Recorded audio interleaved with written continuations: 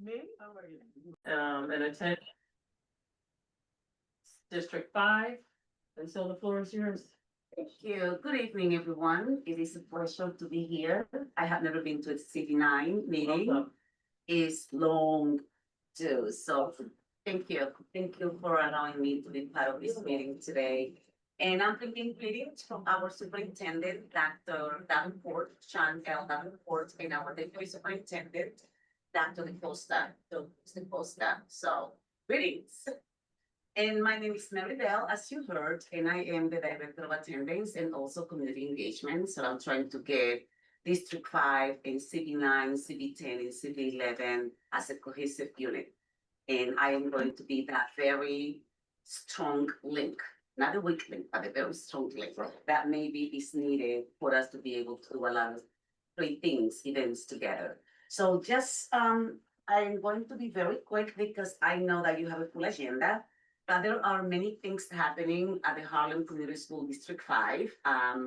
This is going to be our 4th year, and we have made great increments in the state and city excellence, and also in attendance, and we are going to continue to work on that. Our reading levels have gone up, our writing, mathematics levels, so we're just going to continue to work on that. We are going to have also many events. Okay, I'm sorry. If you would like to follow us in Instagram so that you know about all of the things that we are doing and what is coming up, you can just scan. Okay, this is a QR code. You can pass it around if you want to be part of the family that we have, which is our Community School District 5. You can just scan, and Deidre, I'm going to leave also one with you here. Absolutely. So if any, you can choose this place for you there. Okay, so I want you to take. So just scan and be part of our amazing community. We want to make sure that everyone who belongs to the District 5 community that knows about the great things that are happening in District 5. And part of the amazing things that are happening in District 5 is that we have these things are going to be for the for CB9, so I'm just going to give it to you. That way then you can hold it here. Yeah. And then if we have enough for other people, then you can go around. One of the things that we are doing with our superintendent is the Harlem Reads and Writes, but we are doing a superintendent book club.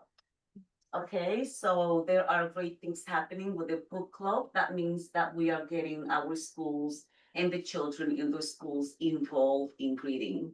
But we also have, the administrators also have a book club.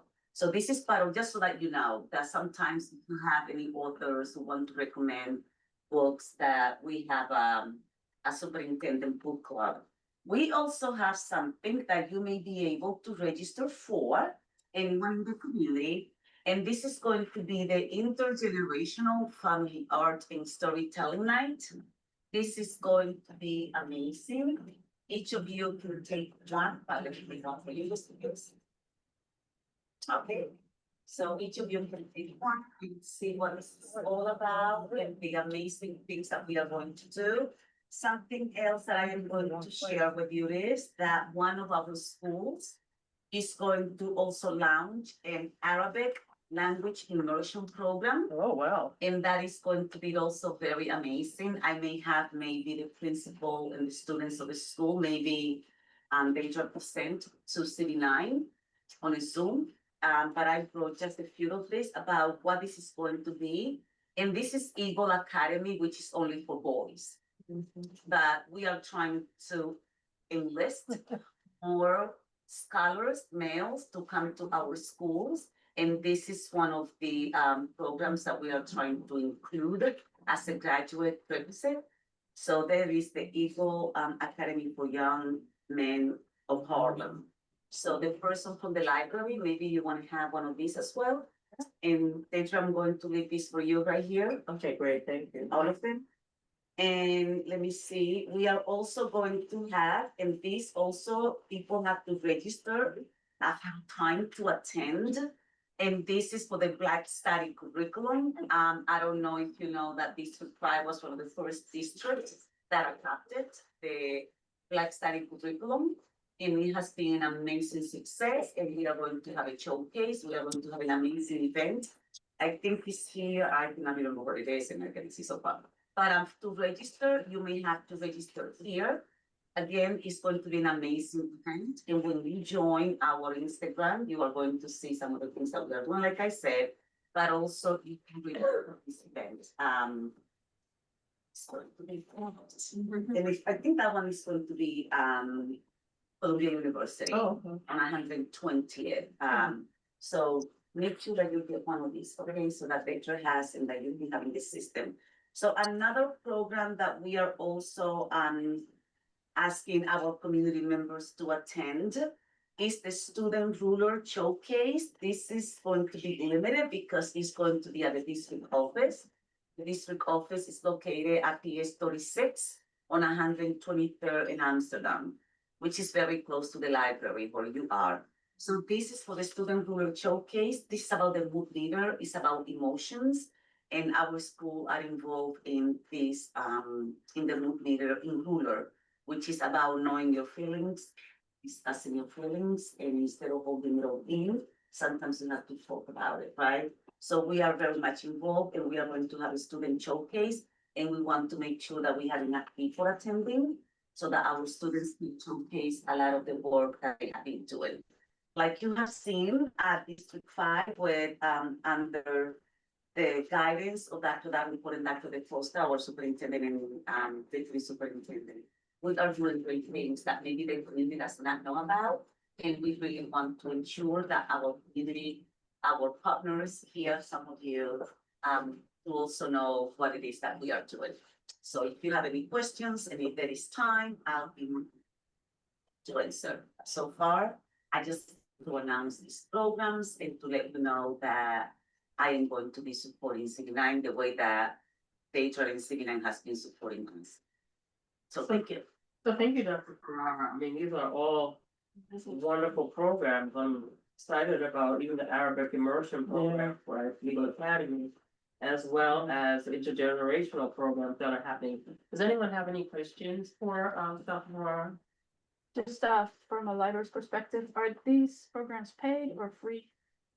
That is going to be part of the curriculum of Legal Academy. So the students that attend that school will be able to enroll in those courses. Oh, okay, got Yeah, it. it's for the students, it's not for the community. Okay, thank you. So can we switch to anyone online? Does anyone online have any questions?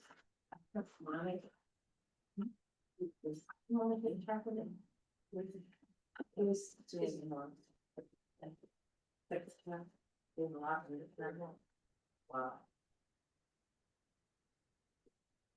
Are there any links to these events? Do you have any digital links or can you email us? We have the QR codes on that, so maybe I can send them to you Okay. and then you can forward it. I don't know how you're going to forward it to them. We can but, share them with community via the flyer. Oh, okay. Okay. Just want to know, anyone has any questions, if they could raise their hands. There's a large attendance, and we're thankful for everyone that's online. We have like 65 people online. Wow. Unusual. We've never done that. We're viral. Yeah. Thank you all for coming. We're excited. I know a lot of my tag families online and, or they come in large numbers, so we welcome them. So, anyone?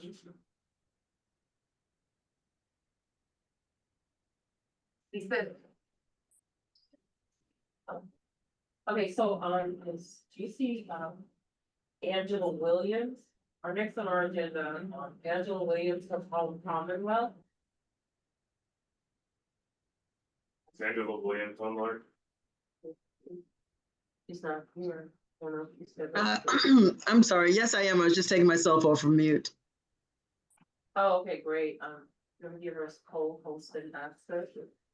And so we're gonna give you access, co-host, and you can share your screen. Okay, If thank have you. Okay, thank you. You're already co-host, Angela, you should be able to share. You don't need to do that yet. Hakeel's taking Oh, care everyone- of all of that. Oh, okay, excellent. Okay, Yeah, so. so go ahead, Angela, you can share your screen. Okay.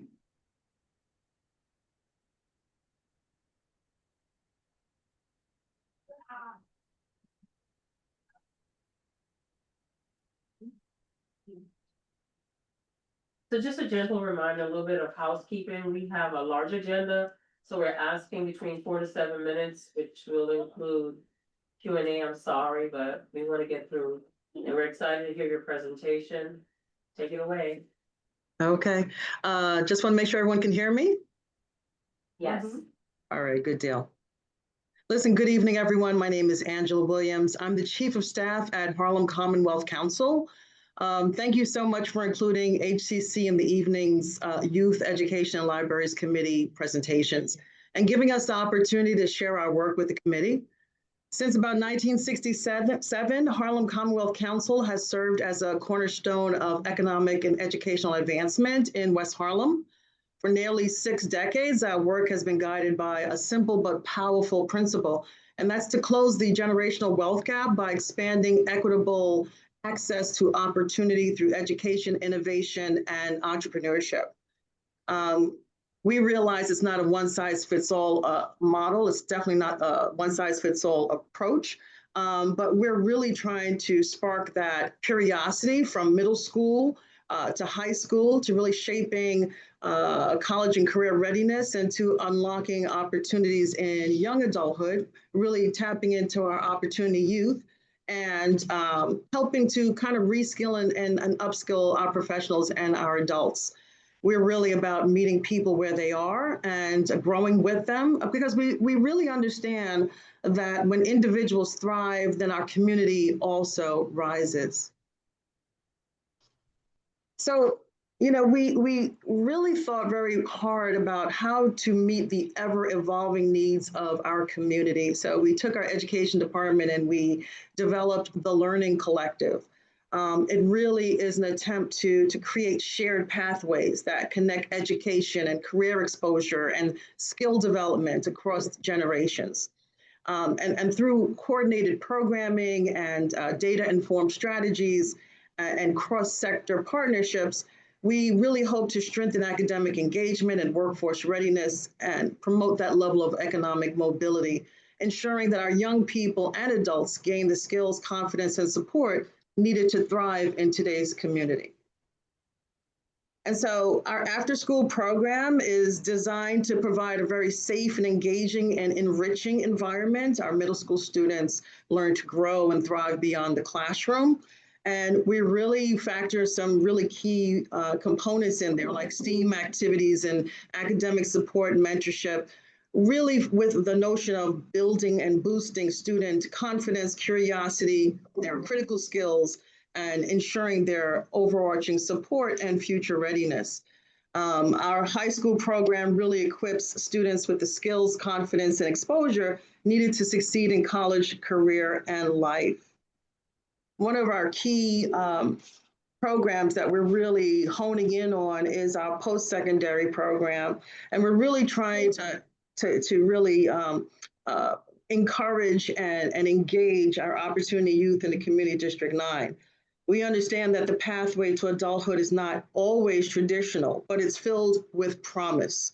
And these young people are navigating some very critical decisions around education, employment, and independence, and often while facing some systemic barriers that require targeted community-based support. So this year, with the support of WHDC, we were able to launch the Harlem Wired AI and Technology Program, which really starts to kind of like help them see the forest from the trees and clear some pathways for them to move forward. Through this structured programming, mentorship, skill building, entrepreneurship, and hard skill development, we're really, really encouraging our young people to remain connected to school, to work, and their communities. One of the core drivers of the program is AI and technology. And under that umbrella is gaming and esports, right? We're really trying to meet our young people where they are through their interests, in an already, helping them to thrive and transform and bring that energy to real world learning and career opportunity. And really through hands-on gameplay and team-based challenges and exposure to professional worlds behind esports, we're helping them to connect to their critical 21st century skills, the communication, their problem solving, AI, digital literacy, and leadership skills. With that being said, we are bringing gaming and esports to Harlem, to the Harlem community. On February 16th, we'll be transforming our center into an AI tech digital learning hub. We'll have mobile gaming trucks outside of our location. We will activate the block and make sure it's a total immersive esports experience. Inside, we'll host vendor marketplace with spotlights on Harlem-based creators and tech entrepreneurs and small businesses, exposing West Harlem-wide participants to real-world innovation happening in their own neighborhoods. We really understand that it is absolutely important to re-engage students and to hit them where they are with something that they love, and that will help to connect them to the vast world of AI and technology. And so, you know, our final program that's so meaningful to us today when you're talking about reimagining and reskilling is our workforce development program. And through that program, we really offer a transformative adult education experience that kind of reimagines learning as a lifelong purpose-driven journey. It's really designed for adults from all backgrounds. There's a blended academic instruction, it's hybrid, it's asynchronous and synchronous. There's a workforce readiness component, digital literacy, and just a lovely dynamic, very much a community-centered model aimed at unlocking potential and restoring confidence and creating more pathways to opportunity. And so the bottom line is that at Harlem Commonwealth Council, our programs really meet learners where they are, supports them through culturally responsive teaching and flexible learning formats, and we really embed a high level of AI integration and real-world skill development. And once again, I thank you for including the Harlem Commonwealth Council tonight. And you know, for any further questions or flyers, feel free to contact me, Angela Williams, Chief of Staff, at awilliams@harlemcommonwealth.org. So thank you, Ms. for your presentation. Wonderful presentation. Can I ask you just to drop your information, your email information in the chat for those that are online so they can connect directly with you? Absolutely. Absolutely. Before I ask a question, I want to just ask in the room, does anyone have any questions for? Okay, Lydia, go ahead. I worked in CUNY for over 40 years and my friends are still teaching. And this is just to put this out there, a lot of them are feeling that AI is really hampering the learning experience. And that they, quite frankly, a lot of them don't need to be encouraged to use technology. It's very hard now to teach with people, the students on these gadgets. That's just what I'm hearing now. I started to see it before I left. So I just wanted to put that in there. I don't know what use AI will finally be in education in the future. So before I go online, I know we have some educators in the room, so I'm kind of curious to what you're all feeling in terms of what Lydia just said and in terms of what they're offering. I mean, just in general. Dr. Ferrara, I mean, Veronica. I was gonna say, I think it's about getting in front of it, right? It's here to stay, and it's about figuring out a way on how to use it, essentially, right? It's not gonna go away. So it's still being able to critically think without depending solely on AI, but understanding how to use AI to help you maybe express. There are some people that just can't express, what it is. And it's a way, for example, ChatGPT to give you a skeleton and then for you to continue to build on it. It's not gonna go away. So, work alongside it.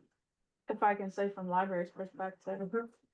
So we had books for a long time and then the internet came around and, the word was that, now that we have internet, nobody's going to read books. Readership has gone up. Research has gotten better because of internet. Internet is a tool. AI is the next tool. That's it. I actually love the idea that these courses are being taught or offered, because like our partner said here, it is not going to go away. So what do? We need to educate our children on how to use it. Try educate, not to just say, hey, Claude or whatever other systems that you have there.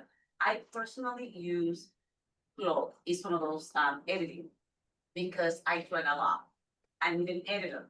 I cannot go and pay an editor to edit every single document that I'm going to publish. So what do? I consult with AI. So when it gets to the editor, it's not doing the thinking for me. It's just doing exactly what I am asking to do. So if we teach our young people to use it in a way that is going to help them get to a different level, that's what we need to do. Not teach, but teach it so that they can be, how do you call that, more accountable? Yeah. Because they have to do work. They are just going to give you a little skeleton and then you need to fill it out. So your thinking has to go into what is going to give you. It's like giggle, garbage in, garbage out. If you put in garbage, what are you going to get? Garbage. So the more that we teach our children how to use it, right, and not abuse it, because we don't want them to depend on it and then become empty shells, right? That need to be filled with something. Well, that's what a lot of public Use it school teachers are responsibly. saying is happening. Yeah. And there are some places in Europe where they're not allowing the kids to get on this stuff until they're at least in high school. Yeah, if I may, I think you also have to think about it from a workforce development perspective, right? I think there is no workplace that is not using AI. And if we choose not to educate our children, particularly in the communities that we serve, how to use AI, they are going to be at an economic disadvantage that they are already at. And it is going to increase tenfold.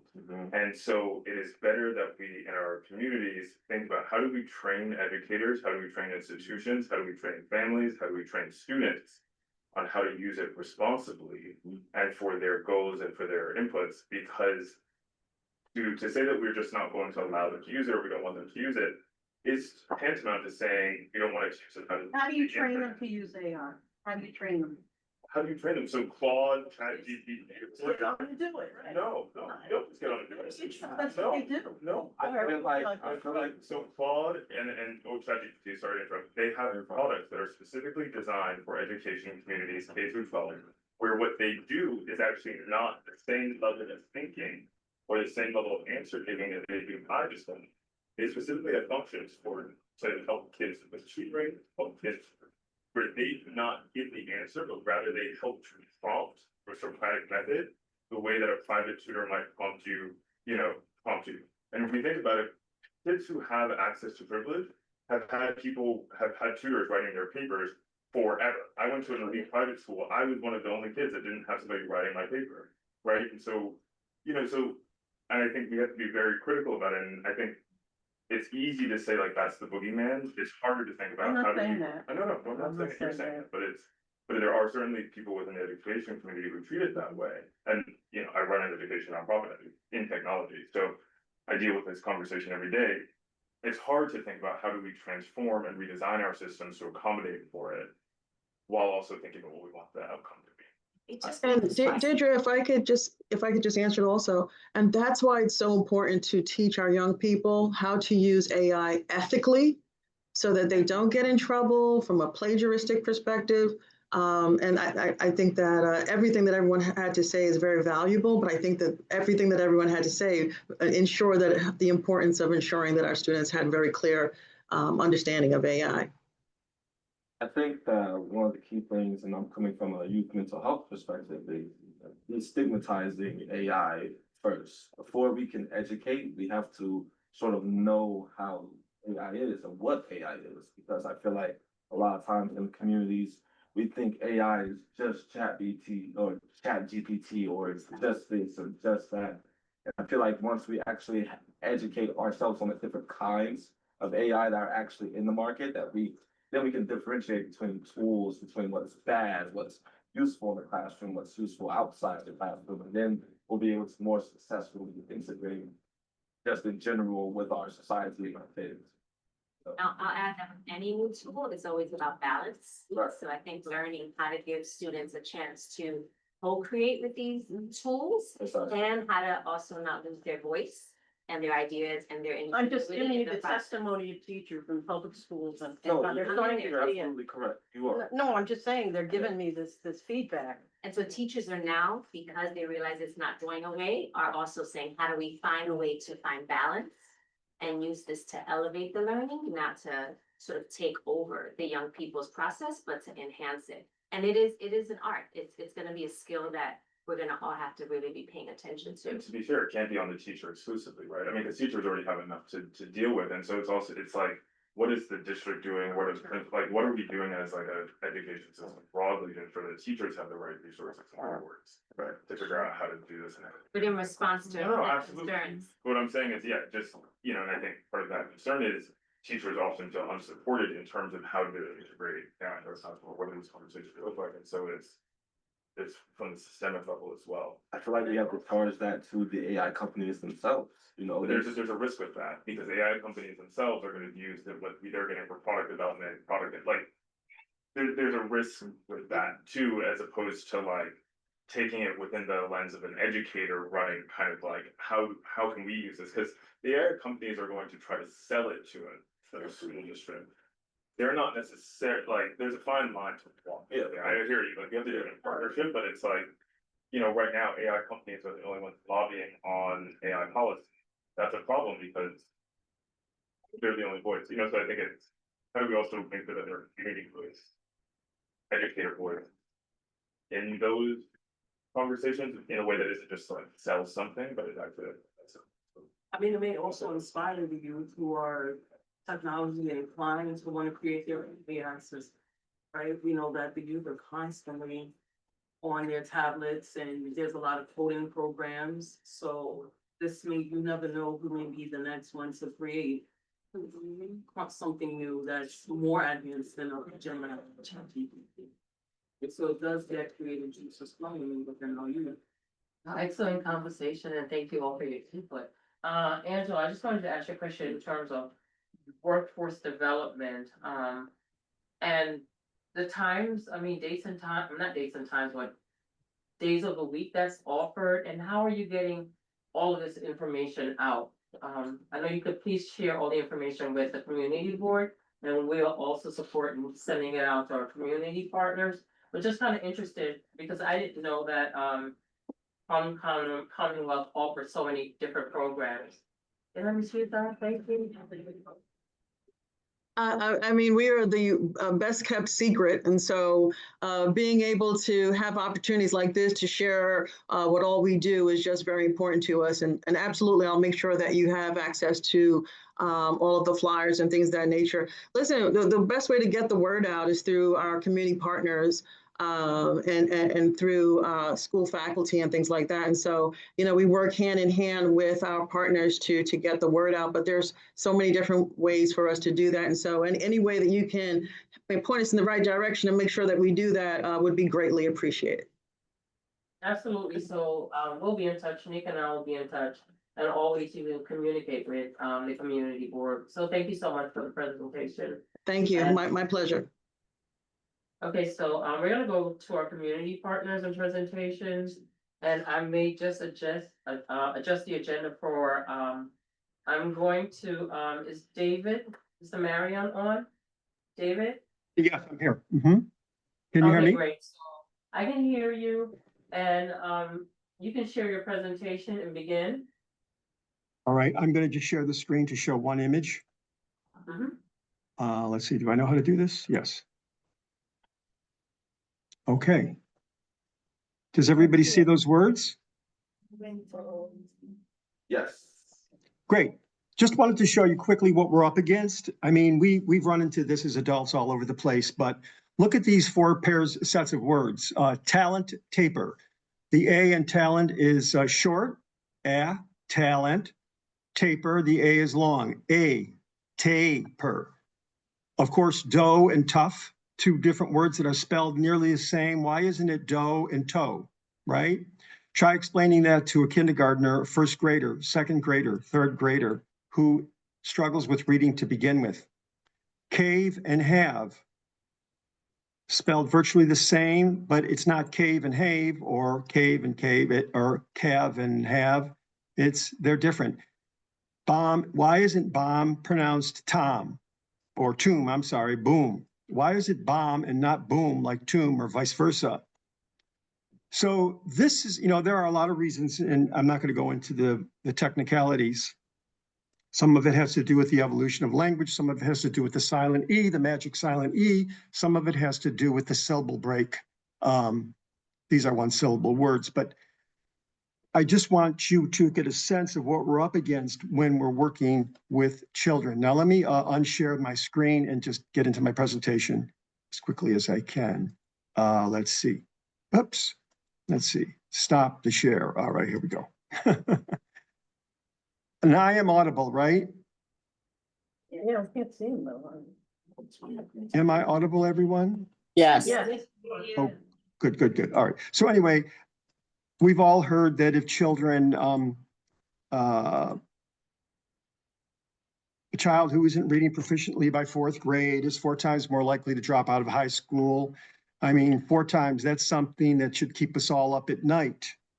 Yet if you watch a child, 4-year-old, let's say, redo his teddy bear, or a little girl, 4-year-old, try to explain something she painted or drew, children are hungry to learn, they're curious. It's not about curiosity, it's about opportunity. For 25 years, my company, the Reading Team, has worked to change this story. We were founded back in 2000 with one purpose: to help children in New York City become strong, confident readers, joyful readers, because literacy, we believe, is the foundation for every challenge and every opportunity that follows. What began as a small organization back then, 70 kids, today serves 320. We have a preschool and an after-school program, so we teach kids from 4 years old to 11. We think that's the sweet spot. We're in 9 daycare centers. We go out to 9 daycare centers. We have an after-school program. Our flagship site is our home. Our office is in PS 180 here in Harlem, and we also have a second after-school satellite. It's only 2 grades right now. Our main after-school is K to 5. But we started in the South Bronx this year. We're in 2 grades. We're going to grow by 1 grade every year. Our model is not a mystery. We know it works. Early intervention and rigor. Early intervention and rigor, and I'll probably add sole focus on literacy. We're phonics-based. We emphasize small groups, so there's a high teacher-to-student ratio. Time on task is core to what we do.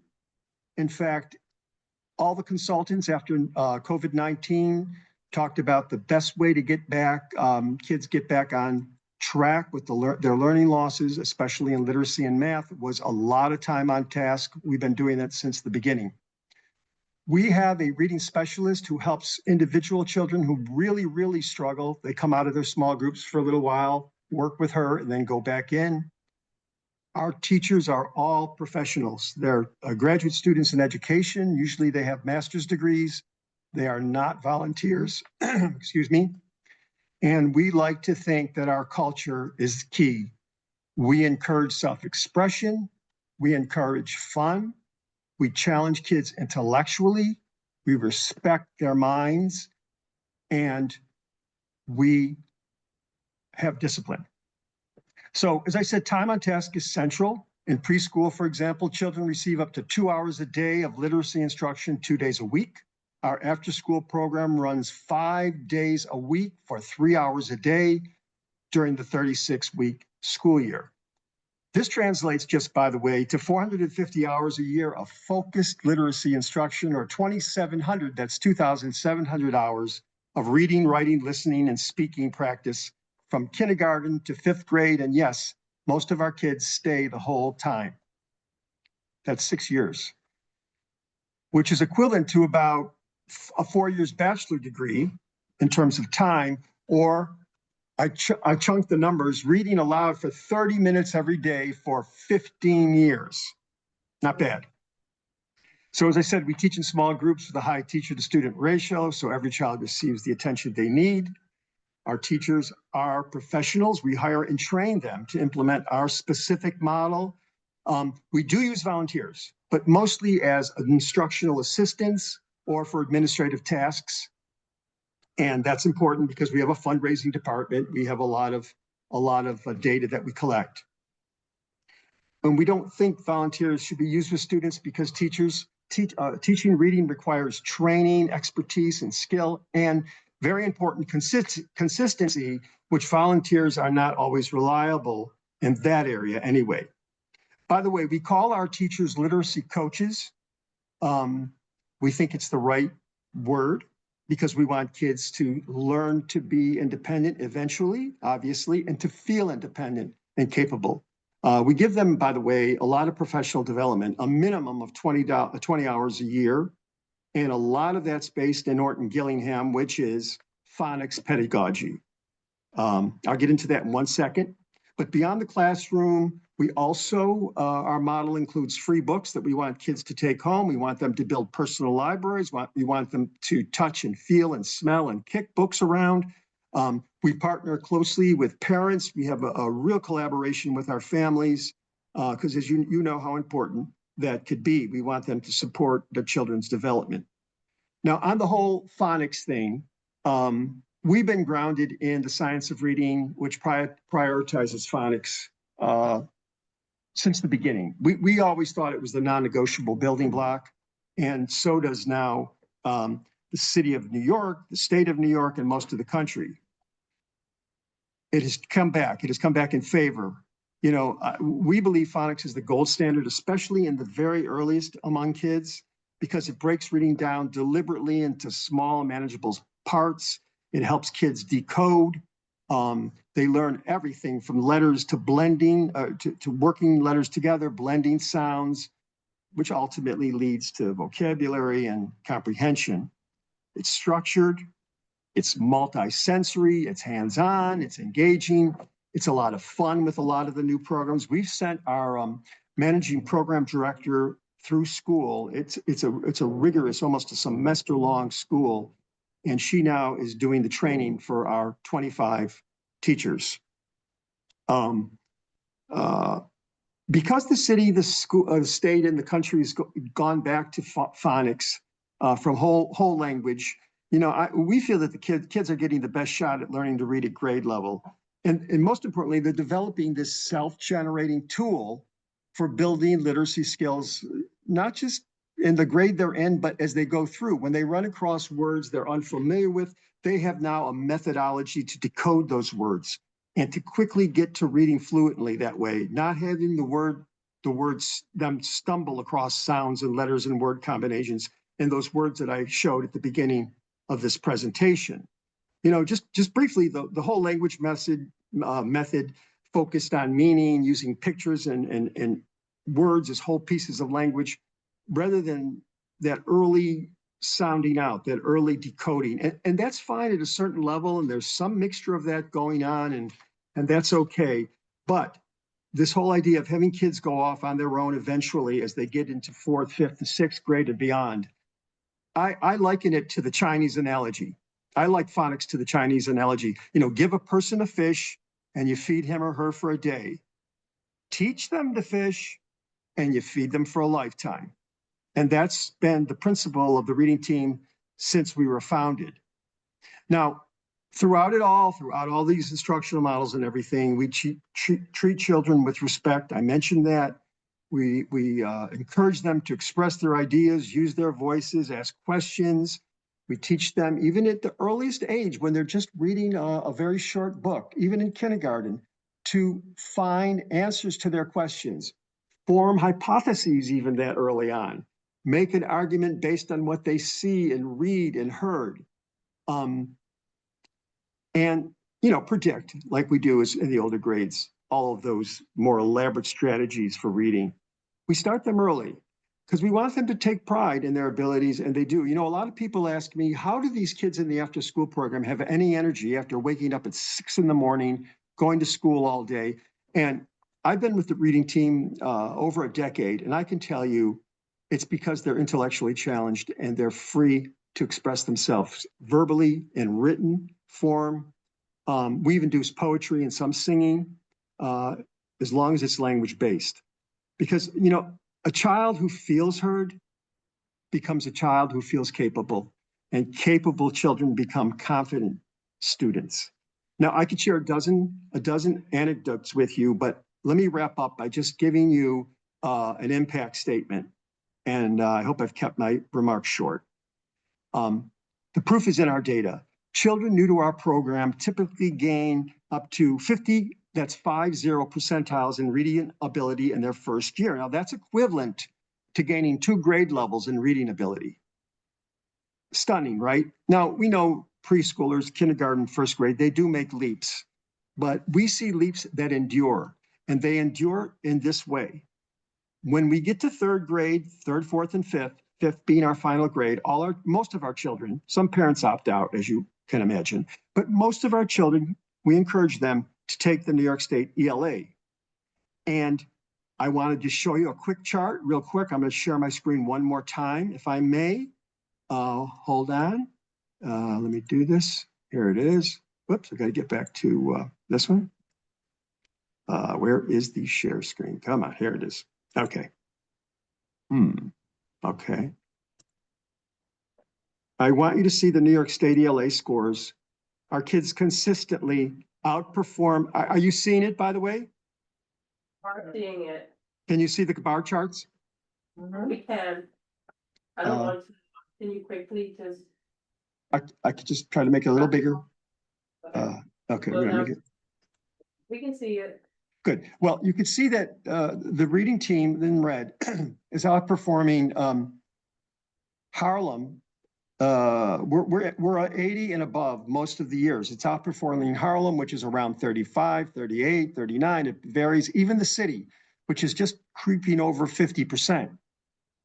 So our kids, who are the exemplars of some of the, most difficult students because they've been underserved, nail it. And they're on their way as they go forward. So let me just wrap up by saying, I'm getting rid of that. Let me just wrap up by saying that I've not seen any other out of school time literacy programs show and as New York State ELA results. In fact, our funders tell us they don't know anybody who does it. So they're very glad that we do, and we're proud at the results. We're in our 25th year. So we're going to be having a big celebration this year, a big fundraiser. We take pride in our history and what we've accomplished. We've helped thousands of students go on. We know it works. We know what is at stake. We know that literacy must start early, be taught rigorously, and nurtured with skill. So my call to action to New York City and the DOE, and we do collaborate with the DOE, State of New York, to parents, to concerned citizens like you, is to stay engaged, get engaged, listen, talk to your kids, read to them, encourage them to read, take them to the library, buy them a book. It doesn't just have to be your kids, your nieces and nephews, grandchildren, and so on. And support this kind of work, whether it's the reading team or a program near you. Advocate for it, volunteer, donate, because if we want good communities, if we want good citizens, if we want successful children who can read to learn, we must first ensure that every child, every single child, learns to read. Thank you, David. Thank you for your presentation. Thank you for your call to action. I just want to quickly ask, are there any questions? Are there any questions? Is it a free I program? want to ask, I want to say, okay, so one of the question is that it was online as well. Is there a cost to the program? No, we're free-based. That's our whole emphasis. Okay, so it's free. Yeah. The other question someone asked is, if literacy is the key to success and the best time for your program is ages 4 through 11, how about how about older children? Well, obviously, there's a lot of intervention and remedial education going on. We know that middle school, high school, even college. And it's unfortunate because it's very hard to catch up. And that's why early intervention is part of our mission. And we think, pre, K 1 and 2 and 3 are really the key. You know, we're reinforcing kids in 3, 4, and 5, getting into more complex reading styles in writing, editing, all that sort of thing, research. But you know, it's expensive when they get older, and it's limited. People do make exceptions. People do very well later, but in general, you know, it's too late. It's just too late to catch everybody. So thank you so much. So there's a lot of comments and questions in this chat, you know, commenting on the work the reading team is doing. But also, can you drop your information in the chat? There's so many, Project Douglas Academy, I see TAG online. I want to say hi to all the TAG students that are here and TAG, educators. So please drop your information in the chat. They want to connect with you. Will do. Just want to say thank you for your presentation, all the questions. So thank you, David. Okay, Thank you. I'm so sorry. And so I just want to go back to housekeeping. We really need to stick to the time.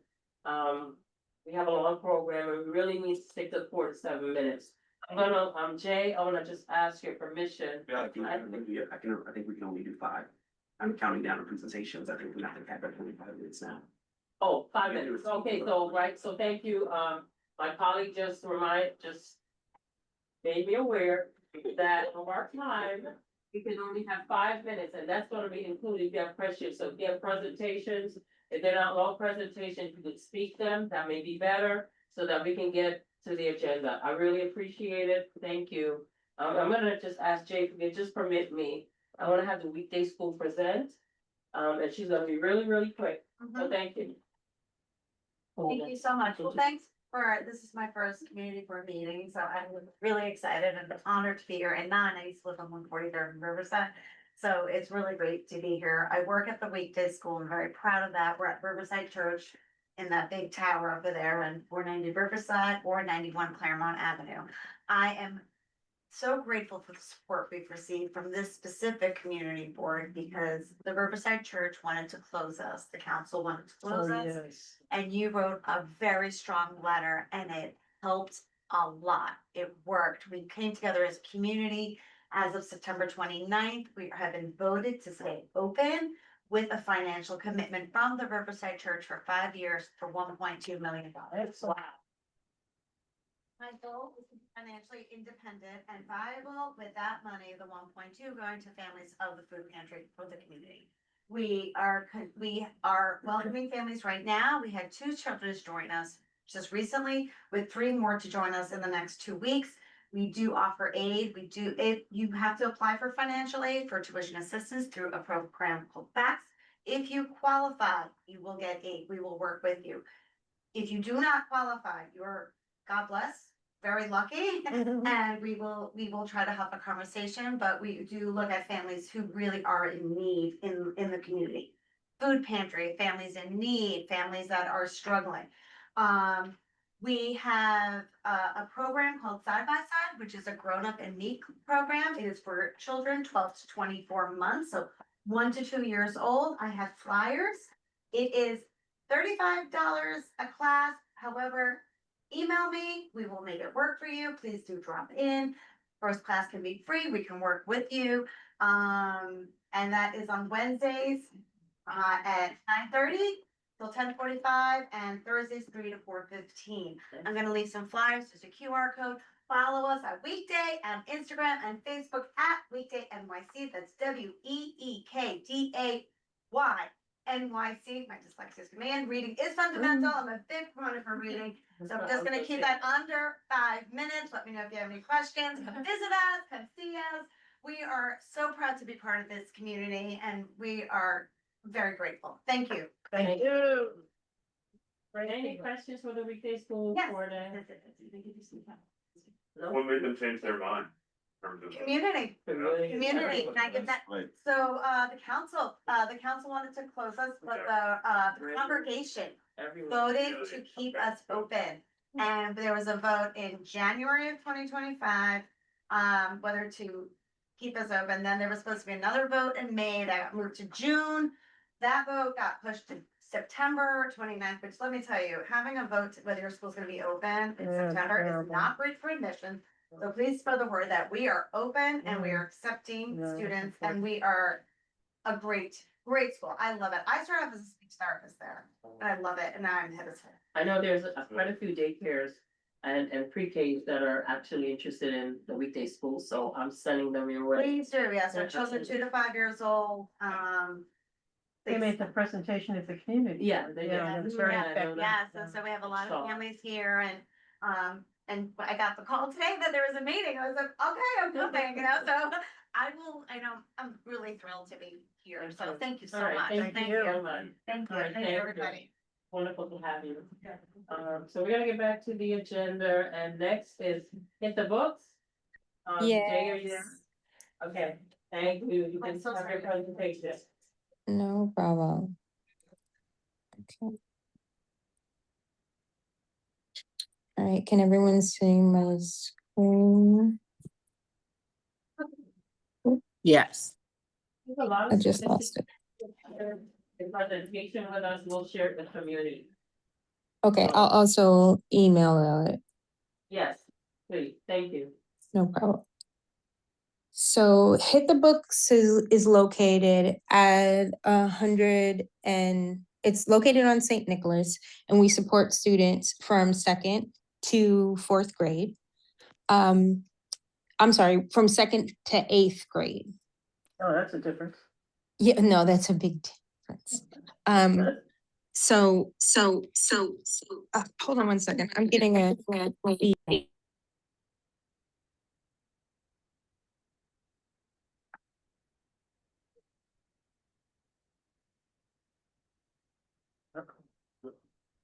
I'm so freedom. Yeah, but. Hey, Jay, are you back? Jay? Yes, I'm here. I'm sorry. I was getting a little bit of feedback. Oh, So okay, great. our program is between 2nd grade to 8th grade, and we serve students with regard to so we bring additional educational resources to underserved communities throughout Harlem. And we serve as an after-school community center. And we focus on academic enrichment as well as academic intervention. I keep losing my screen. I'm so sorry. I don't know what's going on. The presentation. Okay. If the presentation isn't All right. working, I know you know it. so can you just- I'm so sorry. I'm having like technical issues. Okay. So we offer programming Monday through Friday, and then we also have Saturday programming. We're based out of our 5,000 square foot facility located in Harlem, and we serve students 45 weeks out of the year because we also have a summer program. Our program is completely free for students, and year over year, we have had students who have stayed within our program at least 2 to 3 years. This year is the start of our 6th year, and to date, we have served over 350 students. So our goal is to ensure that students in Harlem are reaching their potential, not only academically, but socially as well as beyond. So with regard to our programming, overall, we want to focus on recovering lost learning for students. So we focus on literacy and math.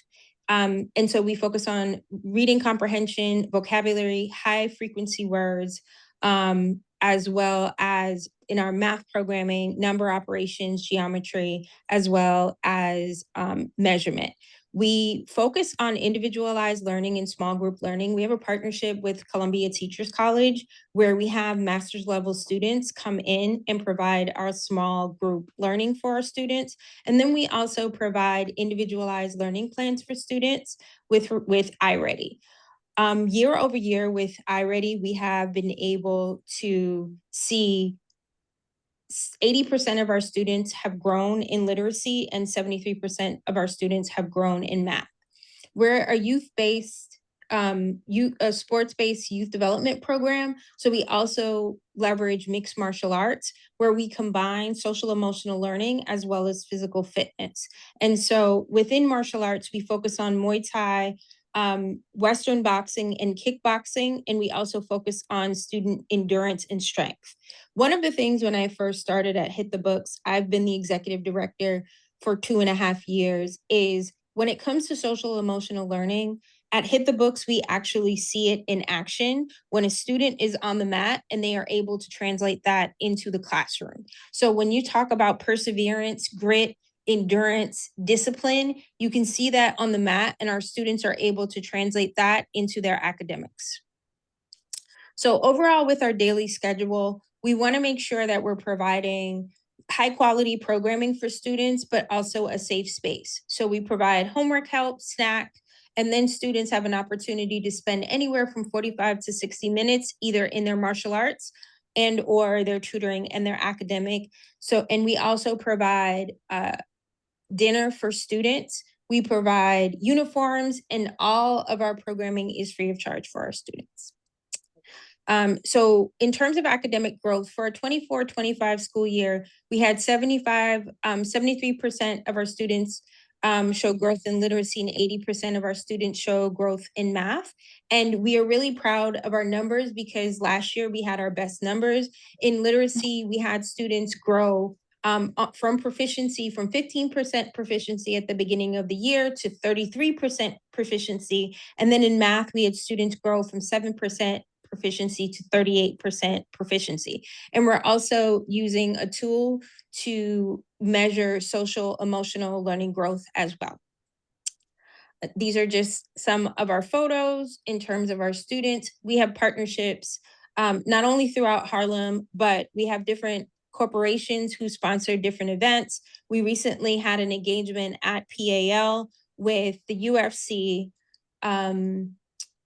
Grubhub, and Total Wireless. So the partnership for us has meant that we have been able to provide high quality programming for students in academic intervention, safe and structured physical development through mixed martial arts and physical fitness. And we have been able to provide a stable, holistic learning environment for our students, as well as equitable access to critical resources. So no matter where a student lives or how much money their family has, they still have the resources that they need to thrive, not only academically, but socially as well.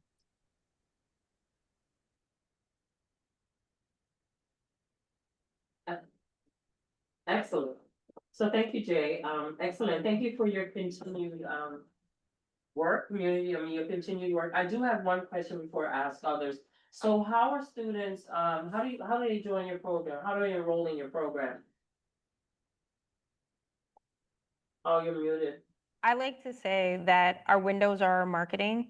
So we are located at 340 St. Nicholas, and we have large picture windows. And oftentimes our students come to us either through word of mouth or literally just walking by the facility and being able to scan the QR code that we have in our windows. We're also this year going to begin to partner with different schools. So we have a partnership with TCCS. We're working to partner with PAL. And this year we are working with more partnerships within West Harlem, not only community partners, but schools as well. Okay, that's excellent. Are there any questions? Any questions online, any hands? I see Tag, someone from Tag had their hand up for a while. Is that like a legacy hand? Or do you have a question?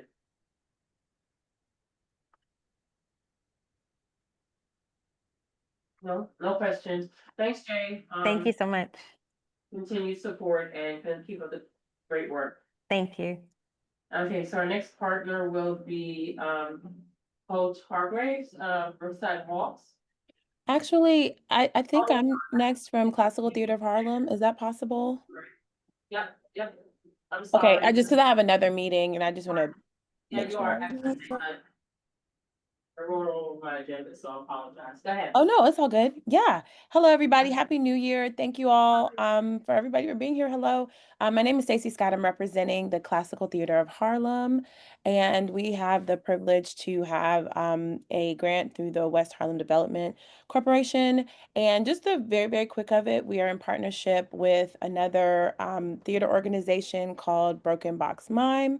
Oh, I didn't introduce myself. I'm the Director of Education at the Classical Theater of Harlem. Hello. Okay. We have a really great partnership with Broken Box Mime, which is a theater company based in embodiment of theater through physical, not through the way that you speak, and with the Boys and Girls Club of Harlem. And we are working with we actually have had this partnership for about 4 years now, or three years actually now. And we're working with third through fifth graders to bring in the mime and theater and improvisation games. That really is it. It's a pleasure, and we're having a great time. What questions do we have? We look forward to hearing about upcoming performances.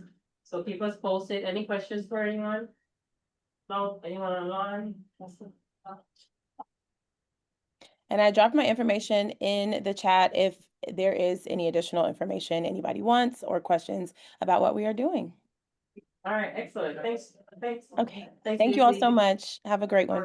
All right, Coach Hargraves, you want to give us a shout out? Say hello. You're welcome. Hello, everybody. Just saying hello. I had a long day at Riverside. I appreciate my weekday school compatriot giving her synopsis of what's going on. And next month when we come back, we'll have a better presentation of what's going on at the church. All right, excellent. All right, thank you. Thank you Let's all. move. So just move on down to Stan, City College. Mr. Altman, Stan, are you on?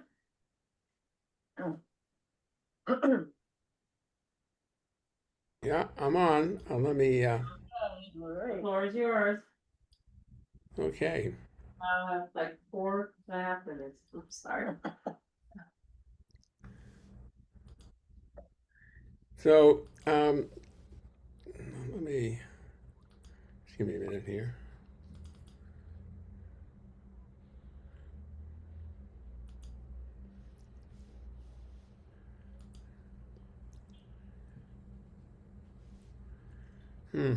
Having a little trouble.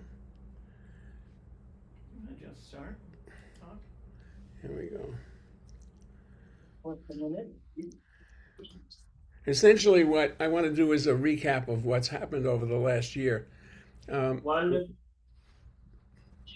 Can you hear me? Yep, we can hear you. Are you able to see the screen? We can. Yes. Yes. Okay, so what the Harlem Gallery of Science started 10 years ago with the idea of getting more young kids of color into the STEM fields. And over the course of that time, we've worked around a number of different themes. And in 2022, started focusing on the way in which young people use video games. And we put together a program called Gaming Pathways with another nonprofit, Urban Arts, and the City College of New York. The idea being that we wanted to get young people in the community into a whole career path that included both seeing how video games could be used as part of their learning experience, as well as being able to get a bachelor's degree in the field. For New York City, up until last year, anyone who was interested in getting into the video game industry and wanted to get a bachelor's degree needed to go to one of the private universities in New York City. So part of Gaming Pathways was to create a whole program at City College, as well as engaging more young people in the community to learn about the opportunities of video games. So City College in the last year, after offering courses starting in 2022, was approved by New York State. It now offers a formal bachelor's degree in digital game development. It's a Bachelor of Science degree. This fall, we admitted our first majors. We have 80 majors who are completing the fall semester. And over 300 students at City College have taken classes in digital gaming.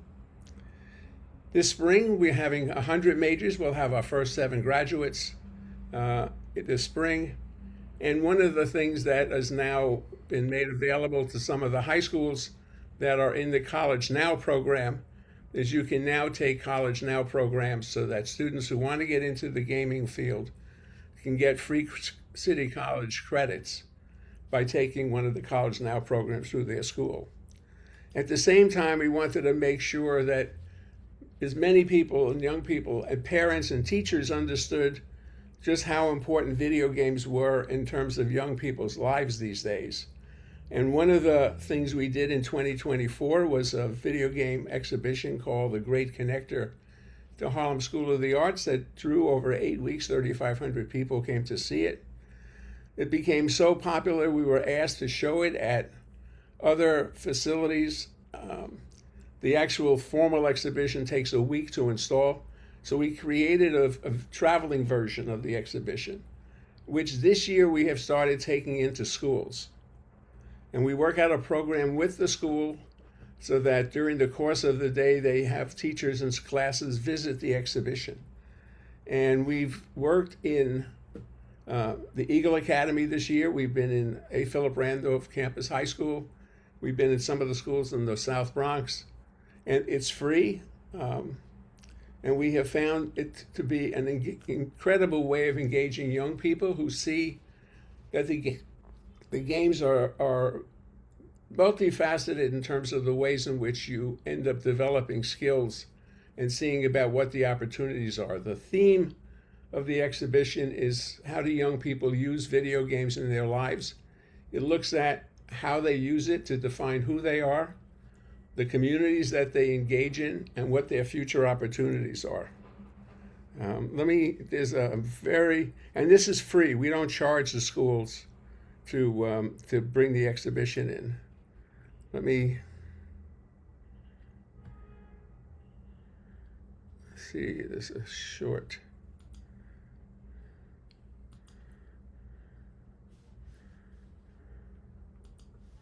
While you're looking for that, I just want to, okay, found it.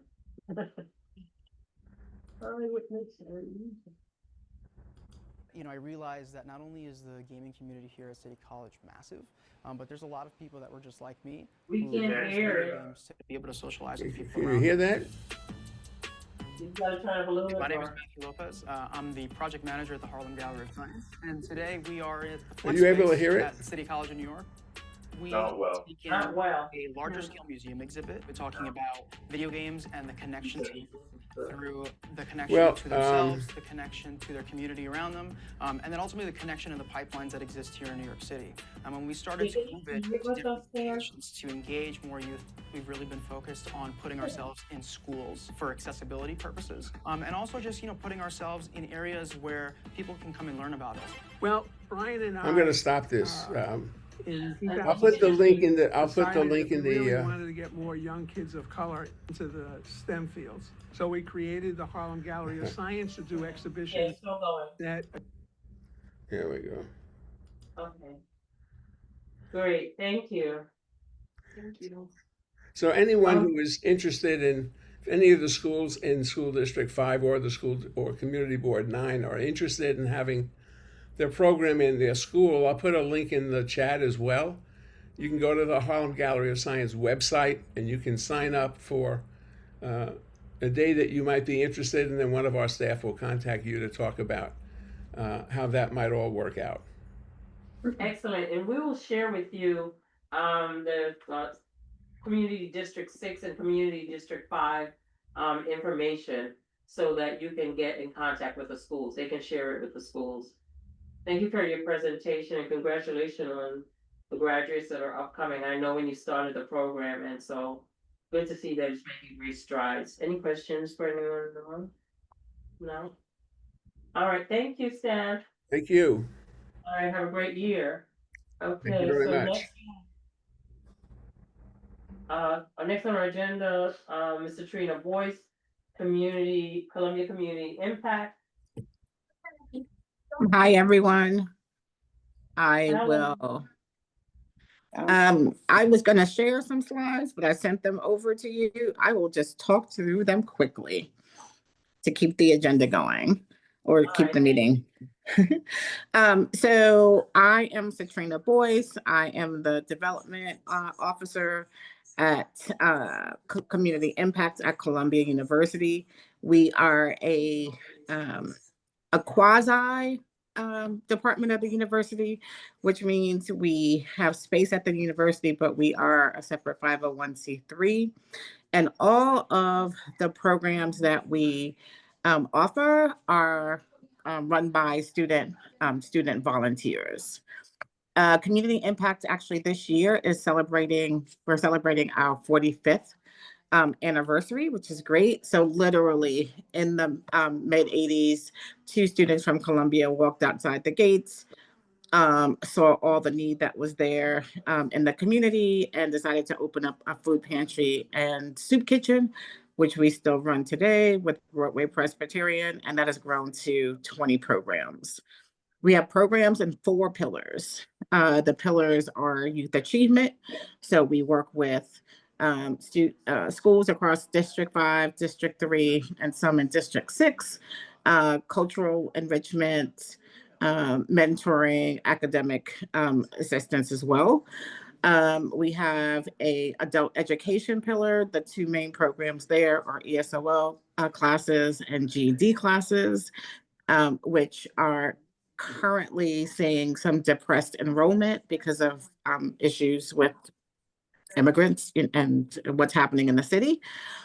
So that's the second pillar. The third pillar we have is our emergency food programs, which is the food pantry and soup kitchen.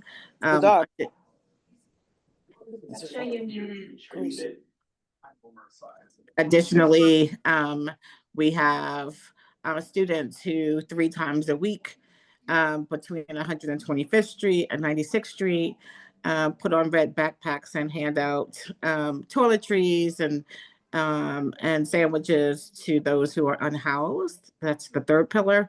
And the last pillar, the fourth one, is focused on a justice program. So there's a small claim sort of advisory program. So if a community member is having issues with small claims court, there are a group of really engaged, passionate students who help community members through those claims.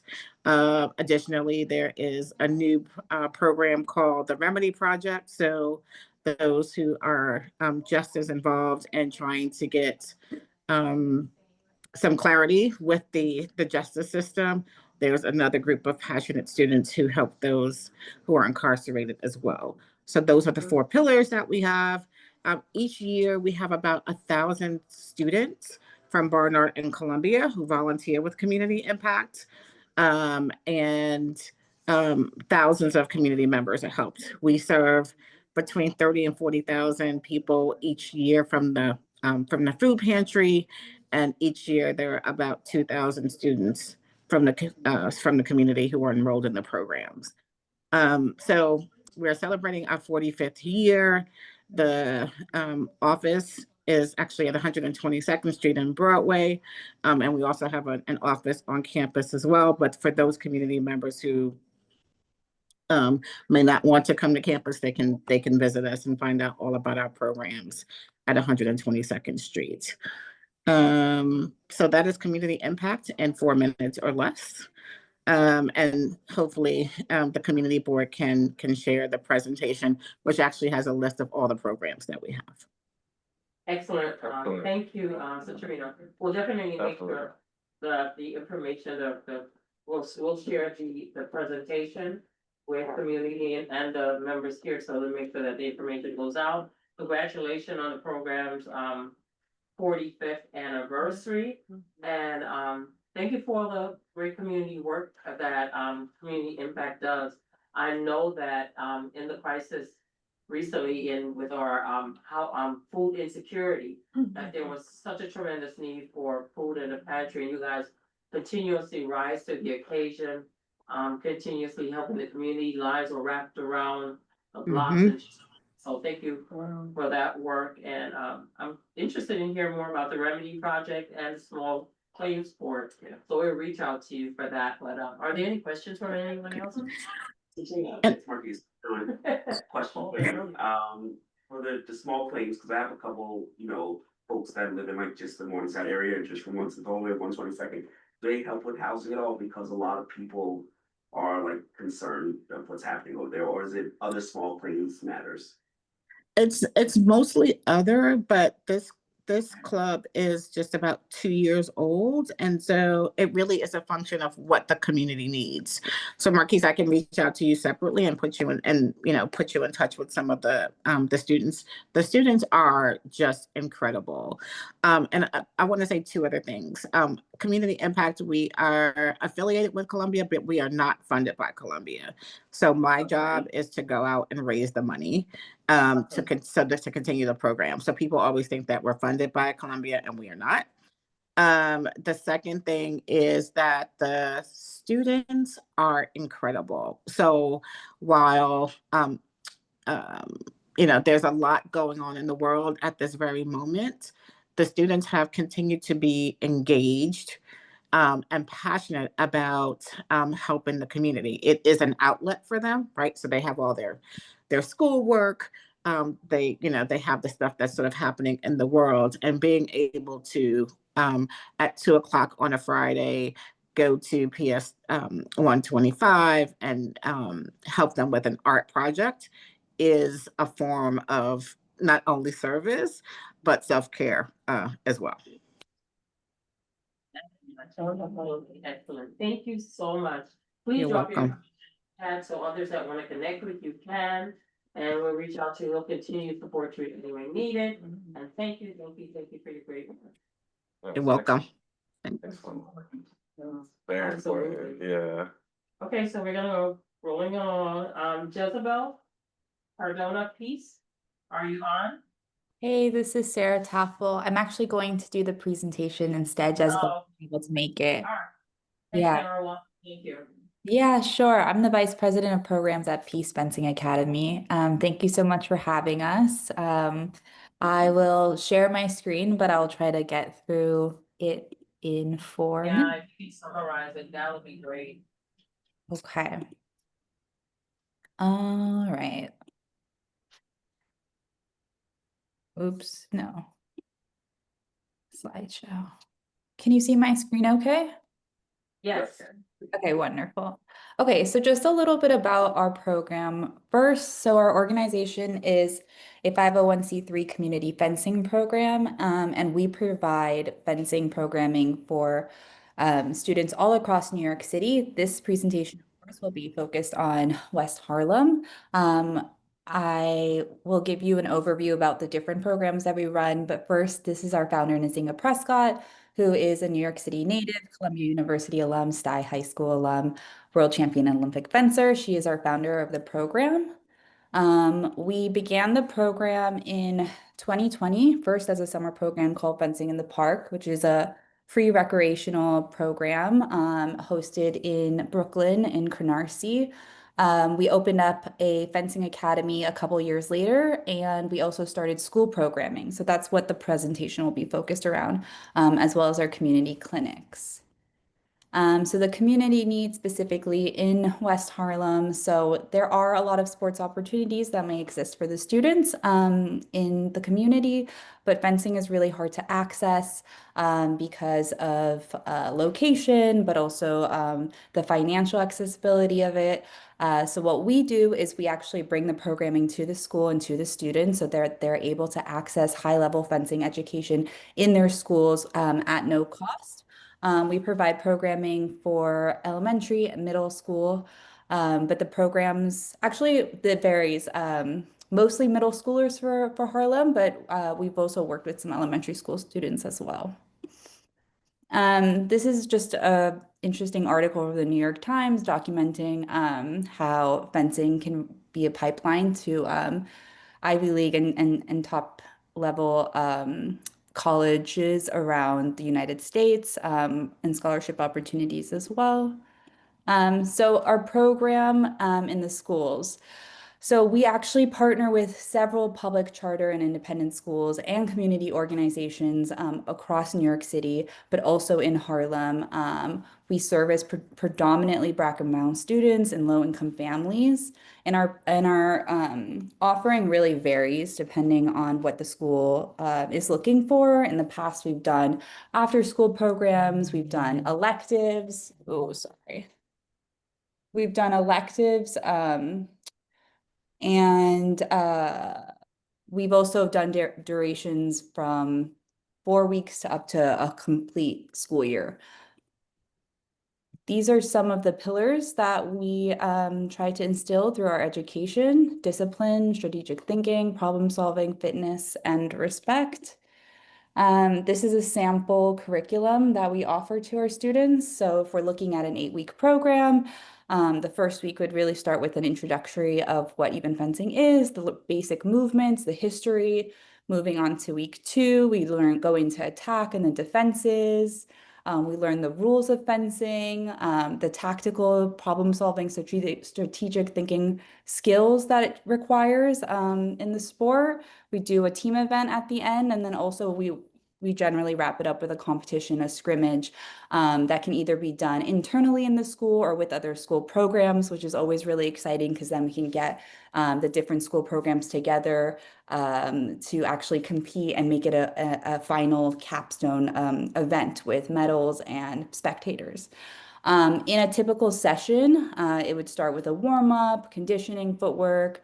Then they actually get to put on the fencing equipment and bout with each other. And that could happen in a cafeteria, a schoolroom, an auditorium. So we're pretty flexible there as well. Our coaching philosophy is that our coaches really serve both as instructors, but also role models. A lot of our coaches are Olympic, internationally ranked, nationally ranked NCAA fencers, predominantly female coaches and people of color. We're really committed to representation and developing a diverse range of coaches. And in the past, we've had Olympic medalists coach the programs as well. So really giving students a chance to work with the coaches that can inspire them, inform them about NCAA programming in colleges as well.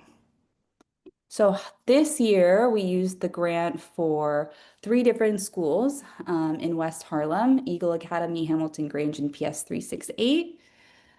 For Eagle Academy, this is our 3rd partnership. So I should also add that all of the schools that we work with this year, we've worked with in the previous year as well. And the program was really successful. So they wanted to bring the fencing program back, which is really exciting. So Eagle Academy will begin in the spring 2025 term. And we will be serving 32 middle school students there for 20 sessions and 2 hours per week. They will learn and master foundational fencing skills, and they'll also do an in-house scrimmage. Hamilton Grange is our longest running program and our first program that we started in the schools. 6 years of collaboration. We also have a 2-time middle school athletic league champion through this program. This program really has a thriving fencing culture. When we first got there, a lot of the student population have never heard of fencing or seen it before. And now when we come back to do our demonstrations prior to recruit for the fencing program, there's always a lot of enthusiasm. Students who have been on the fencing team before, who are returners, who haven't tried it but really want to because maybe a friend had started it last school year. So really a lot of engagement there. We anticipate over 60 students engaged in our demonstrations and also in the programming. And this year we'll offer 15 weeks of instruction with a total of 22.5 hours of instructions for the school year. PS 368 is another returner. 46th and 7th graders will be participating this year. They'll be doing 2 one-hour sessions for 8 weeks. They will also do an in-house scrimmage and a middle school league competition as well. Other opportunities that we provide outside of fencing education is also academic support. So we connect students to STI Prep, which is a free program designed to support Black and Latino seventh graders interested in taking the SHSATs. And we also connect students to CAS Prep, which is also a comprehensive educational enrichment tutoring service. We have planned several trips to Columbia to do a Columbia tour from one of our Columbia fencing coaches, and then also to do a Q&A with the Columbia fencing head coach, Michael Offerteague. So this school year, we're anticipating 192 students will be exposed to fencing, and 132 of them will be participating in the scrimmages and the competitions. Students will engage in intensive physical activity, as well as developing disciplined strategic thinking and problem-solving skills. And they will also be exposed to additional educational enrichment opportunities. So our goals for impact, we have them separated by performance, educational exposure, social emotional learning, and engagement. And so this year we're looking to send 5 students to the New York City wide tournaments, and at least have 80% of them improve in their tactical skills. Like I mentioned, many of our schools are returners, so we're hoping to build on those skills that they learned in the foundational year. We'll organize college tours for 2 additional New York City schools, and we will strengthen communication, teamwork, emotional self-regulation, and relationship skills through our partner drills, team-based activities, and structured competitions, and community engagement, at least 3 West Harlem community orgs, which is what we're currently doing now. So I will stop sharing my screen, and that's it. All right, excellent. Congratulations on your 6th year and your continued WHDC award. I have a quick question. So after, I know you do have also like the community program, and sometimes they're in streets, or sometimes you do things outside of your, you know, programs that are in the schools. But what happens after the 20-week or 15 weeks? Is there another way that the students connect with East outside of that? Yeah, so like you said, community demos are definitely one of the ways that they can continue to be engaged in our programming. But we are also really connected with fencing clubs all over New York City. So what we can do is with students who are especially interested in continuing their training, is we connect them to fencing clubs across New York. Some programs have scholarships, so we would be in touch with those programs too if financial support was needed. And we also have a summer program. So if students were interested in enrolling in that, they definitely be able to as well. Okay, excellent. Any questions? Yeah, the catch was this a free program, or was it the program, the 15 to 20 weeks free, or? Oh, are the program, yeah, the programs in schools are free, right? Yes. Right, because right. The only way is you only do it for schools, so it's. She was saying that, what? Yeah, can only, I think it was Sarah, and see, was it only you partner with schools, but there was another like area that you can actually come through the program as well?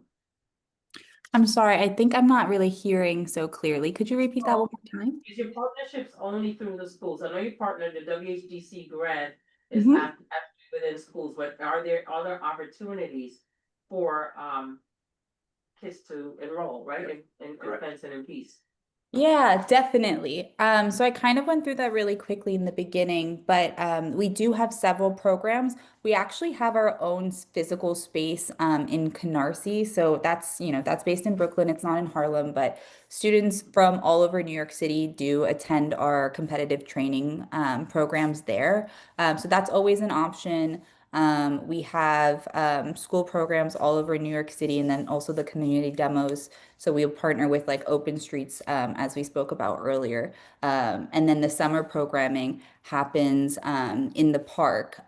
We've done it a few different times. Marine Park was one of them. We're usually in Brooklyn. I'm not sure exactly where the park program is going to be this summer, but it'll probably be near Brownsville, Canarsie areas. So there definitely is more programming available throughout the season. Excellent. Thanks, Sarah. So moving along, Jalissa, Joe. Please drop your information in the chat, Sarah. Will do. Thank you so much. All right, thank you so much. Hi, I'm gonna be representing Forward Inclusion for Joe. So, in our timing, we have like a 4-minute presentation. Sorry, timing is going down, so take it away. Mhm.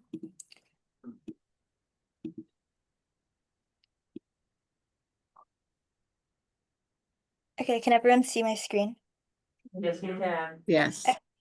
So my name's Emily. I'm a program intern for Forward Inclusion, and our goal is together we can shift, change, and recover and move forward. So our mission is to engage with the 4 forward, which are students, families, educators, and communities, and deliver programs that are both engaging and helpful to those communities. And through empowering these groups, some of our goals are to address academic inequity, combat learned helplessness, where if someone is feeling like they're stuck in a situation, they're able to uplift themselves, reduce racial disparity, and then create the conditions for students to thrive even if they're no longer actively in a program. And so we do this through education in socio-emotional learning, leadership, and racial equity, having programs that promote communication and healing in families, equipping educators with some of the practices that we know are tried and true in helping learning be most useful, where it's trauma informed and strength based, and then also partnering with communities to just transform and improve equity.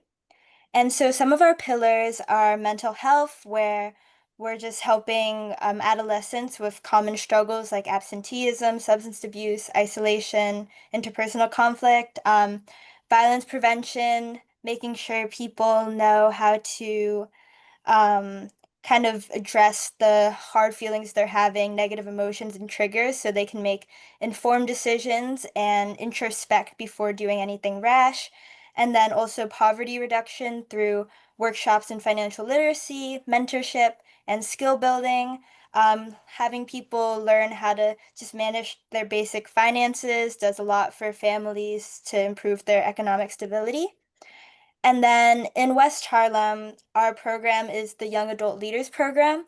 It's 12 weeks for ages 16 through 26, and it's teaching them the life skills they need in terms of emotional coping and economic skills. And the reason why we have YAL is because even just the data of the 12 participants we currently have, 9 out of 12 are not working or not enrolled in school. So YAL is like one of their only routes to kind of learn these skills that usually you'd be able to like learn in school or like in the workforce. It's equipping people with life and professional skills.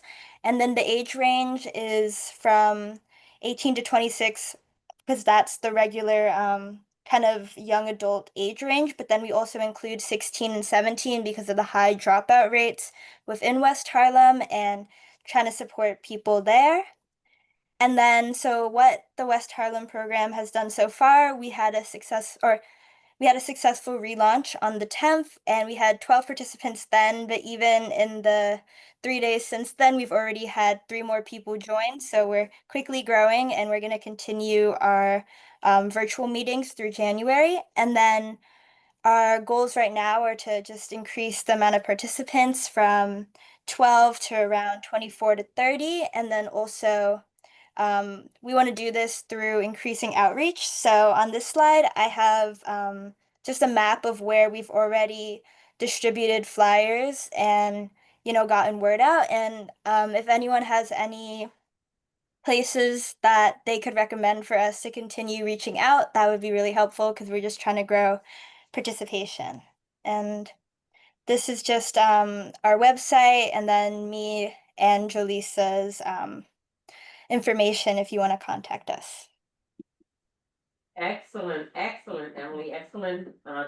If Jolisa isn't on, congratulations and welcome to Forward Inclusion and to CB9YEL. Did a wonderful job. Please drop your information in the chat. Are there any questions from anyone? Go ahead, Lydia. I just wanted to ask, you said the dropout rate was especially high. What area were you speaking about specifically?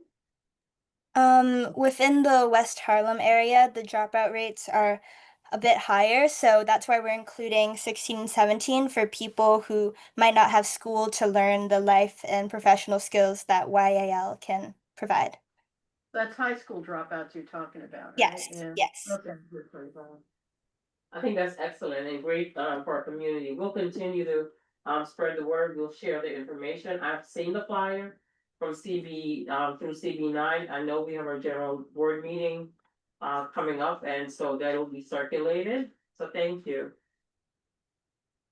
Thank If there are you. no questions, I see you, Isabel. Niles, do you want to have a quick, Yes, very quick comments, share quickly yeah, no problem. Let me just since you're pull this up. here? Yeah, You can So- introduce yourself. yeah, of All right, course. thank you. All right, good evening, everyone. My name is Niles Robinson. I'm a mental health community activist here in Harlem, not just West Harlem, but I'm stationed here in West Harlem on Riverside. First off, thank you for allowing me to come and speak.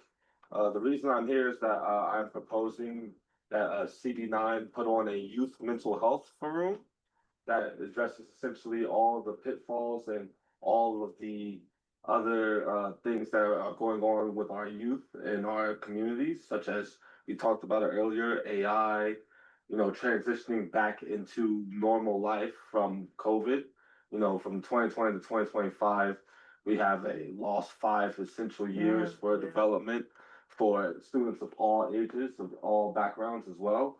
And this is something that I've been talking with the chair of CB9 about, as well as putting it on, as well as the public advocate's office as well. This is something that we are trying to do across the city, not just CB9, but like I would love for CB9 to be essentially the test ground for this place. So what essentially is a forum where all the different organizations that are listed here and also other psychological and mental health aid organizations as well from the health portion of CB9 get together in one big forum meeting and essentially discuss, like I said, the state of the affairs of youth that are going on right now, and but not also discussing them, but thinking of solutions as well, thinking of how we can drive forward any kind of initiatives that people might have, any kind of ideas that people might have as far as program exceptions and or different things that we could do for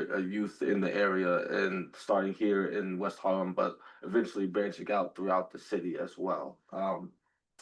I recently have done a little bit of research as well as different statistics that have been going on for mental health and suicide. If anyone is familiar with the JED Foundation, yes, ma'am. Me and John actually were on a work group a few years ago. I was a research coordinator at Columbia, and we started these conversations there, and they've just been evolving for the past 5 years. He's a very busy man, but that's also someone I would like to very much work with this initiative as well. So, long story short, like I said, I'm just trying to save everybody time. Over 40% of high school students have reported persistent feelings of sadness and hopelessness throughout the year. 18% of teens aged 12 to 17 have had a major depressive episode in the past year. And 12.5 million people between the ages of 18 and 25 have experienced mental, behavioral, or emotional health.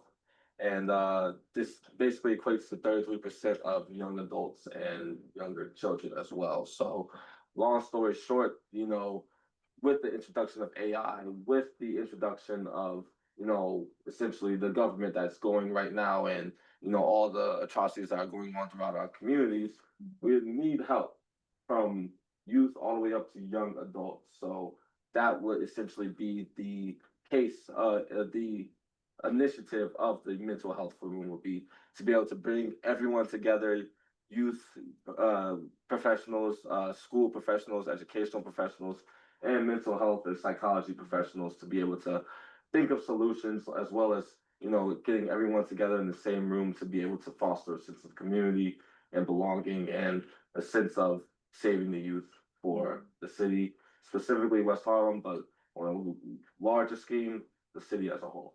So Yeah, that's it. the Times did an article on suicide rates amongst you. It's very serious. What's JD? By the way, what is that? You The said- JED Foundation, I never heard of that.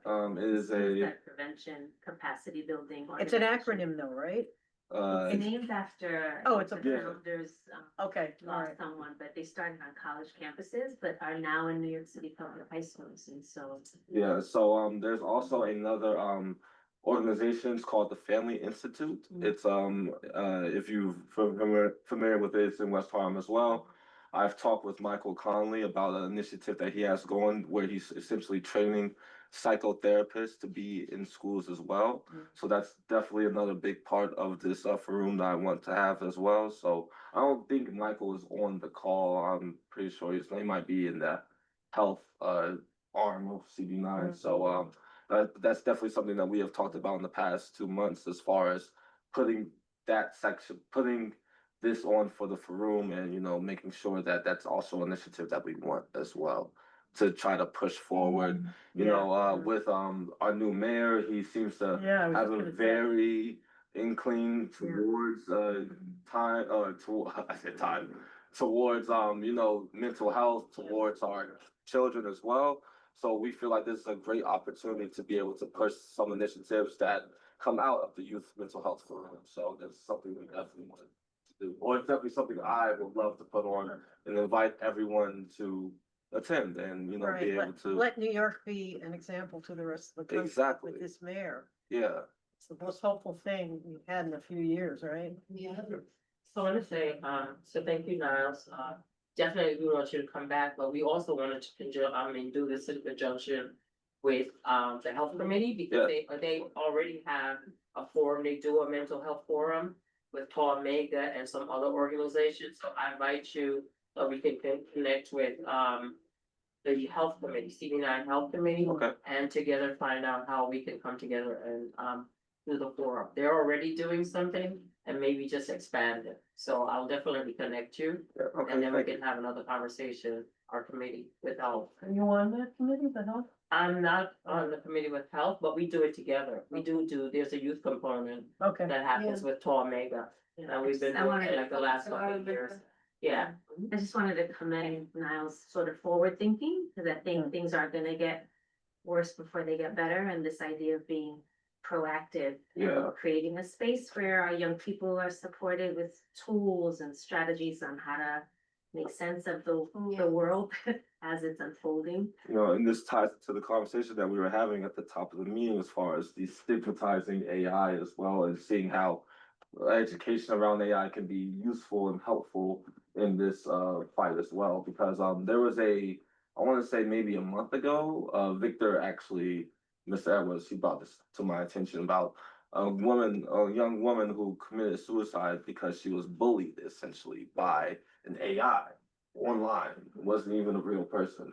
And so like that story just honestly just tore me up. And it's like, I want to be able to tackle this and get ahead of this and be able to, you know, educate everyone on the signs and be able to, you know, mitigate as many accidents like that as we can. So That's what I was really referring to though. yeah. Because that's creating a lot of alienation. Yeah, it really is, you know, 100%. And, you know, that's something that, you know, in our underserved communities, you know, we don't have the proper tools and proper education by design to be able to Wealthy do that. communities where these kids locked up in the, well, we should get into this now. But, It's an important discussion, I have to say. but thank you for allowing me to Thank you. speak. Thank you, that's important. Yeah, thank you so much. I know that, Diego, I don't know if Diego is still online, but I mean, if you could just bring us just brief comments, Isabella. Want to share something, but Diego, are you still there?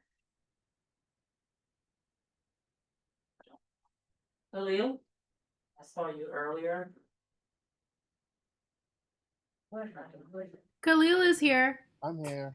Hey, Khalil. Oh, hey, Tesora, how are you?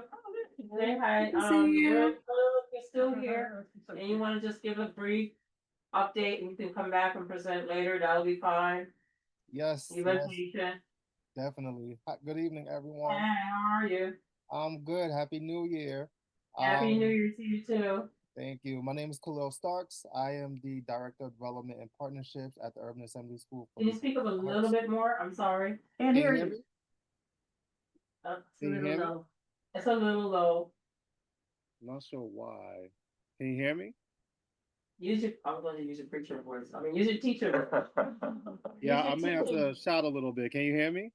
Yeah, yeah. Okay, there we go. All right, so Better. my name is Khalil Starks. I am the Director of Development and Partnerships. I'm also a high school teacher at the Urban Assembly School for the Performing Arts.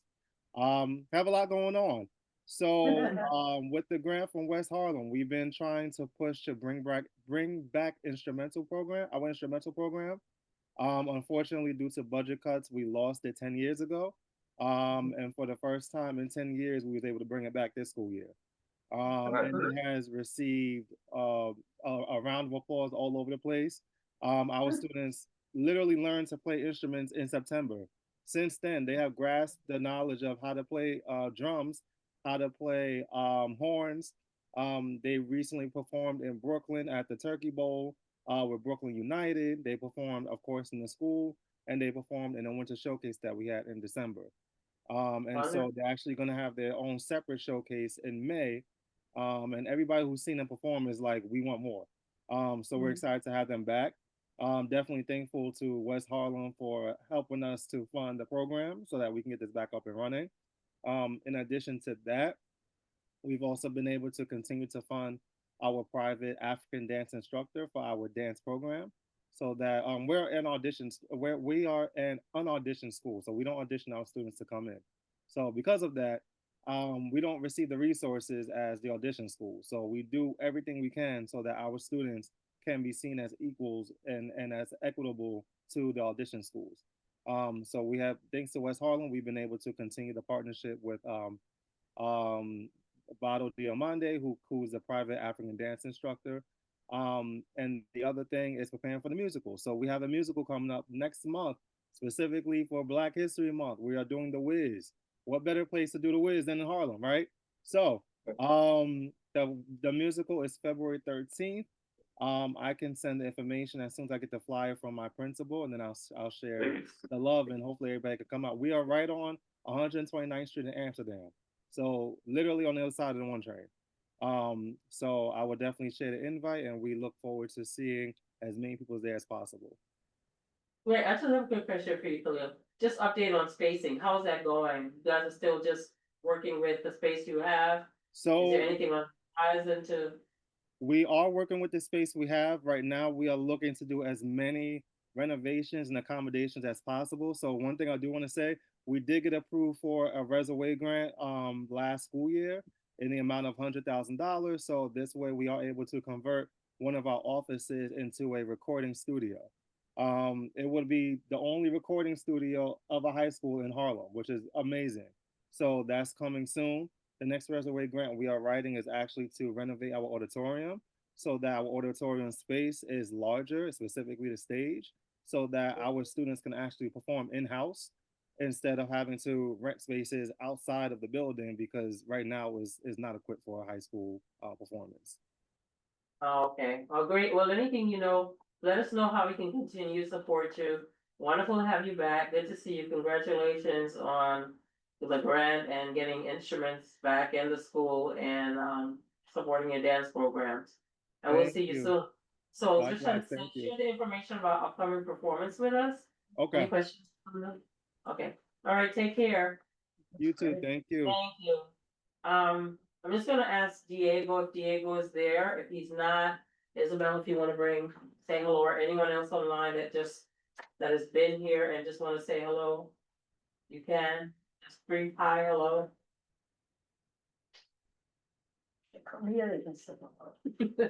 Isabel, you want to share with us what's going on in Vidalia? I can share a little bit. So first of all, thank you so much always for having us here, and it's wonderful to see everybody's amazing work. It's always it's very powerful actually what's happening and what everybody's doing. And I'm always very glad to see that mental health is more and more prioritized. That's very great. And I like to talk about more like mental well-being than mental health, like to sort of remove a little bit the stigma and understand also that we all need mental strength and resilience, and we all go through tough times, and it's sort of like a human experience that we want to go through like stably together. So yeah, that's kind of our approach, and we have a scholarship program that's ongoing, so anybody can apply anytime. We're looking for people that want to like share in the community, receive the program, and then also share it in the community so that it can be multiplied. So anybody's welcome to apply. It's for young adults from the community that want to help the community. And then the work we do is very somatic, so it's very much like body-based, so that people have the opportunity to release like trauma from the body. So not just as a psychological process, but truly like the root of things that stay with us, we carry in our brain and our body, so that they can really be the creative, forces that are meant to be. So it's a process, and it takes a lot of courage and showing up and keep doing the work. But everybody is really capable, and I see so much will in the community to do this work. And I feel like that's a very, it's really the sustainability can be ensured in that way. Yeah, so that, people are also not so dependent on like this way, that way, this method, that method, this person and that person. So that it's really something that the transformation, they kind of really own from their own experience. That's what we're looking for, and they can sustain it. Yeah. Yeah. I do remember some of the work that you did with the students, like through COVID, Yeah. and some of the expressions that they had. Are you in any schools or? Yes. You are, right? Yes, we're in A. Philip Randall, Mhm. and also we're in a YABC school in the Bronx, Right. South Bronx. And now we're discussing possibly to work with Wadley. Oh, okay. Yeah. All right, excellent. That's Yeah. good. Excellent. Before, I'm gonna ask you something before we close, but Denise, you wanna just say hello, any brief updates or? Hi, everyone. My name is Denise Ford. I'm a director for a community center here on West 113th Street. It's a family enrichment center. It's more of a co-design experience with community. So as the director, I sit there, but I don't move unless community moves. A few updates with that is that we have a community member who is actually teaching a crocheting class every Wednesday. Everything is free. We just ask community to show up. And we have what we call a parent cafe happening. I brought some our calendar, so I'll leave the calendar here. And then outside of that, I also sit on the 26th Precinct Community Council. We're partnering with CUNY, and we're having a self-defense class. So I brought flyers for that as All well. right, excellent. All right, you're gonna be at a Thursday, our general board meeting, right? Right, so, well, thanks for sharing and bringing extra flyers.